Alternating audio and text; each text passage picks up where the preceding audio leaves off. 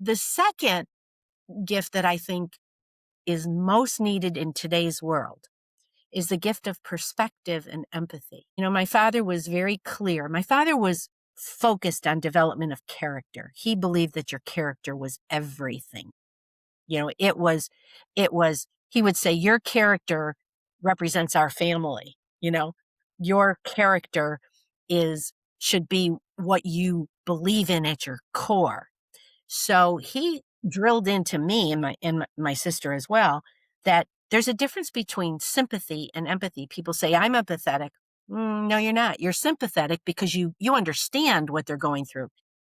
But empathy is a different thing. Empathy is you feel it. You hurt. Empathy can cause pain, which is why a lot of people won't go there.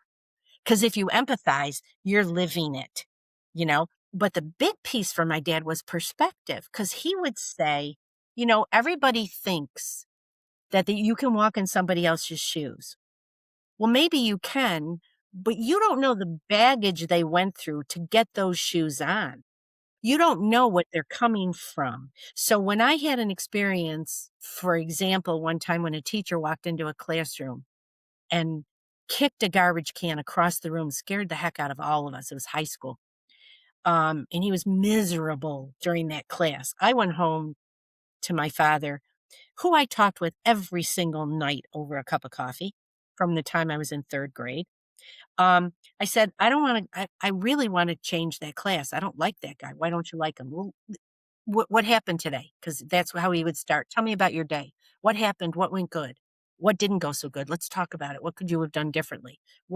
So he said to me, why do you think he did that? I said, how would I know? How would I know why he did that? He's just a miserable human being. He goes, maybe not, because it was the beginning of the school year too. He said, what if all of us could have a ticker tape across our forehead that told the people looking at us what had just happened to us? What if he had just come from the office and his wife had called and said, the doctor called, I have cancer. Would that change your opinion about what he did? I said, well, yeah. He said, okay. So until you know, you don't really know. You don't know why they're behaving that way. You can make a lot of assumptions, but you don't know. Give them the grace of saying, let's see if this is a pattern. Then maybe have a conversation and say, is this a class, do you not like us? Let's be honest, because my father was a real believer in communicating and face to face, recognizing what was going on. So the second one would be perspective and empathy. The third one that I think is critical is rituals, routines, and traditions. They're kind of all the same, but they're slightly different. What I have seen over 50 years is that the kids who get into trouble, the kids who don't do well, the kids who are struggling, that are sad, they're depressed, these are kids who don't feel secure. They don't feel like they have power over very much. These are the kids who go home and don't know if there's going to be food on the table. They don't know if dad's going to come home or mom's going to come home or if they're going to be alone that night. What rituals, traditions, and routines do for kids, do for us even, is it helps us feel grounded because we have a routine. Okay, at least I know what's going on and I can control if I can do that or I need to do something else, right?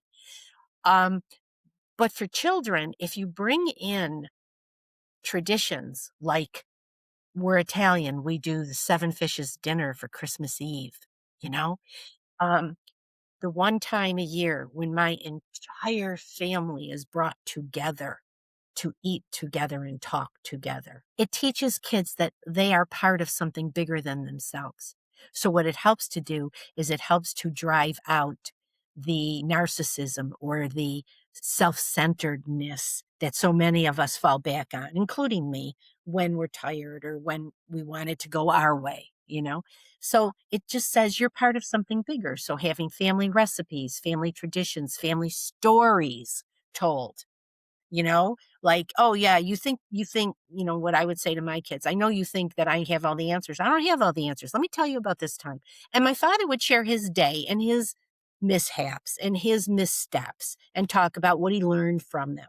So that the point is, parenting is a journey.